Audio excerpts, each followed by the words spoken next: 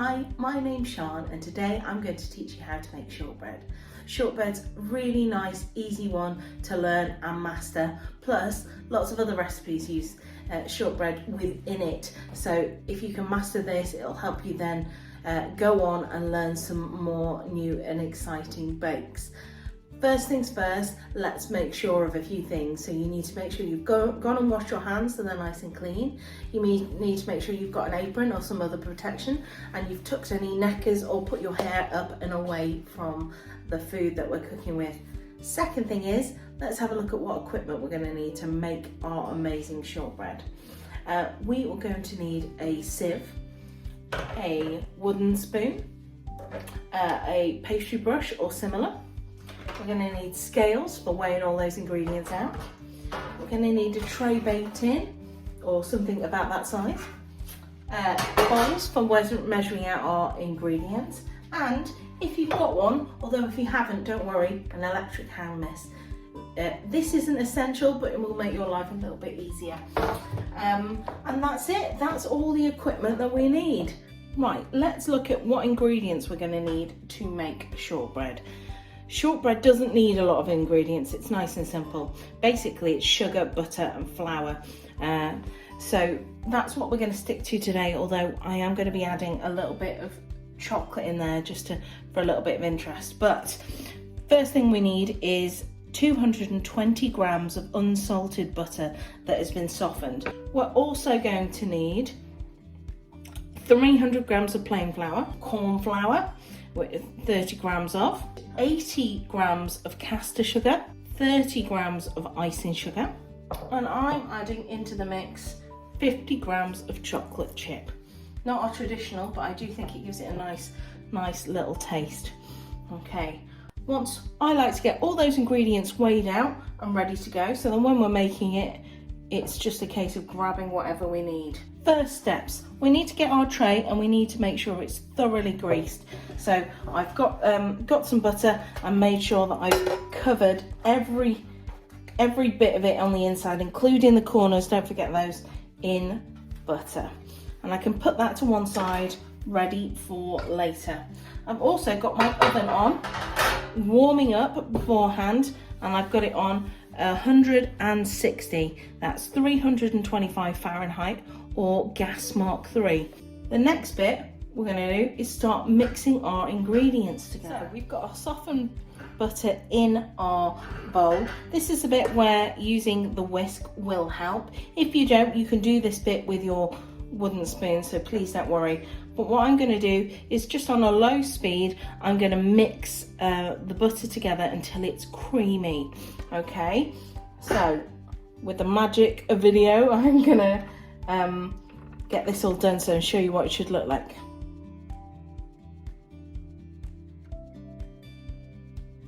Okay, so hopefully you can see it is all very creamed up. It's gone very light, which is good. Obviously it's got stuck in my beaters because it's all melted up together, and that's okay. So I'm just going to spend a little bit of time getting that all out now. Okay, so that's all out of my beaters, and hopefully you saw that I unplugged my electric beater before trying to get everything out because we want to be as safe as possible. Now I've got all of that in. Next ingredient I'm going to add is icing sugar. So I'm going to put my sieve over the top because I want this sieved in. So I'm going to pour the icing sugar in, and then I'm just going to shake it. We want to sieve it so we can make sure there's no lumps in there, so get that in.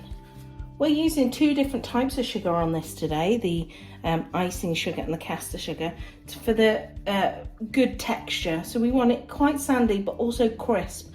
The caster sugar gives the sandy quality, the icing sugar helps give that crisp quality. So I'm just going to get the last few bits of that in. There we go, no big lumps. But now I've got the icing sugar in, I'm going to beat this together till it's nice and creamy. I'm going to start off on a low speed and then speed it up, and then I'm going to add the caster sugar in a bit. Right, lovely, nice and pale and smooth. So the next thing I'm going to add is our caster sugar. Lovely. Right, again, just like the ice and sugar, I'm going to mix that in for a couple of minutes using the electric whisk. We're aiming for very light coloured and very fluffy material afterwards, so let's go.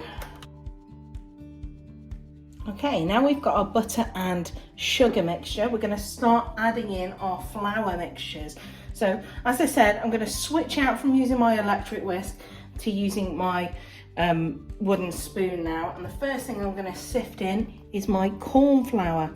This is going to create a nice texture as well. It makes it quite nice and smooth along with the ice and sugar. So put all of that in, making sure we don't leave any behind.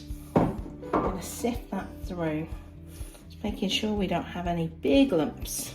And we are just going to slowly mix that in together. All the corn flour is in, so again we're going to go back to our sieve and we're going to sieve our flour in now. Okay, a little bit more to this, so you might want to do it in parts. Okay. Now this will take a little bit of time, so don't worry if you think you're going at it and it's not going anywhere. Just be a bit patient. So let's speed this up a little bit. So I've spent the last few minutes mixing that all together and making sure we get this nice crumbly mixture at the end. Okay, at this point go and grab those chocolate chips if you're putting them in and just mix those through. It's just enough to give it a little bit of taste. But you're probably wondering, how on earth are we going to make shortbread out of that? It's just a crumbling mess at the moment. Well, this is where the magic comes in. So let's switch, so I've got a bit of a clearer space to show you how we get this to turn into shortbread. Now we need to turn this into our actual shortbread. So I'm going to get my big bowl of crumbs and my pre-prepared cake tin, and I'm just going to tip it all in there. Okay, making sure I've got anything on the bottom. And what I'm going to do is I'm going to push this all out so it's nice and even in my tin, and I'm making sure that I go right into these corners. I'm just using a little mini palette knife, but you can use the back of a spoon or you could just use your fingers. Okay, and now what we need to do is push it down and firm it up. So again, using either your fingers or a back of a spoon, we're going to just gently press that down. Okay, so we're packing it together. Okay, so I now have my shortcake mixture all nice and pressed down into our tin. But I need to make sure that I put some air holes in it so I get a nice even bake all the way through. So trusty fork going along and just pin pricking it a little bit. Now careful you don't, you can see some of mine's coming up, just means I need to push it down a little bit harder. So we're just going through and pricking it through. Brilliant, I'm now going to pop that in the oven for about 35 minutes until it's now nice and pale and golden. Let's check back then and see what it looks like. There we have it, our shortbread, nice and golden brown.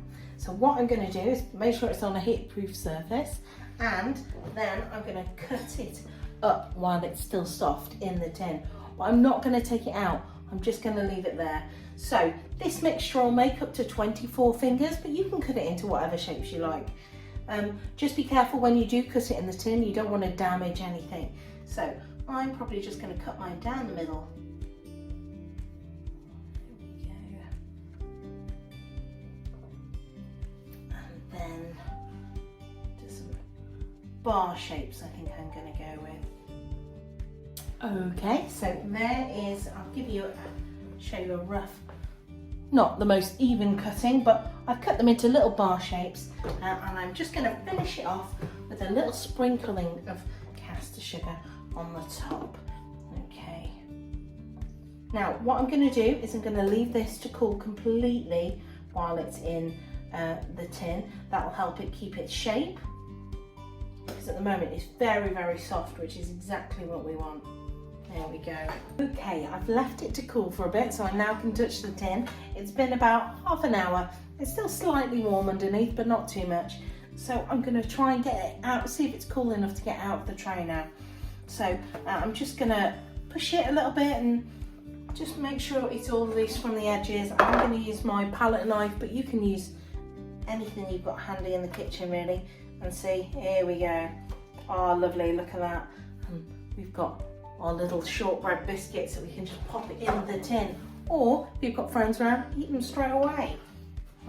Here we go, let's load them all up. And there we have it, shortbread biscuits. You can play around with shapes, sizes, thicknesses, and what ingredients you put in. This is just the base, okay? Once you get confident with this, have a play around with some different ingredients. And if you've got any allergies, like if you're gluten intolerant, have a play around with different flours and see what works best for you. Don't worry if it doesn't always go right. Not everything that comes out of my kitchen, in fact, quite a lot of what comes out of my kitchen doesn't go right. So don't be put off if you have a few mishaps along your journey. Thank you very much for watching. Don't forget to subscribe to more Scoutadelic for more crazy ideas, baking and otherwise, and hope to see you soon.